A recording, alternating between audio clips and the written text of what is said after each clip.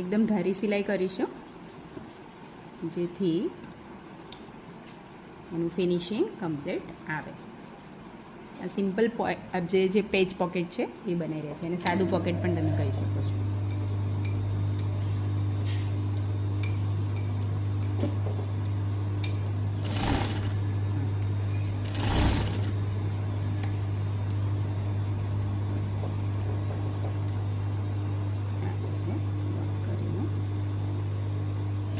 જગ્યા પરથી ખસી ના જાય એનું ખાસ ધ્યાન રાખવાનું છે આપણે, કે જ્યાં અટેચ કરવાનું છે ત્યાં જે પોકેટ રહે.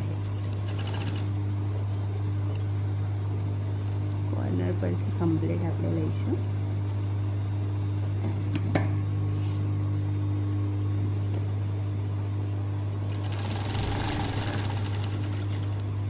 આપણે જે છે પ્રેસ દ્વારા એજ જે છે એની કિનારી વાળી લીધી છે, એટલે સિલાઈમાં એકદમ આપણને સહેલું પડશે. એટલે પહેલાં આપણે જે છે એની એજીસ જે આપણે પોકેટ લગાવવાનું છે એને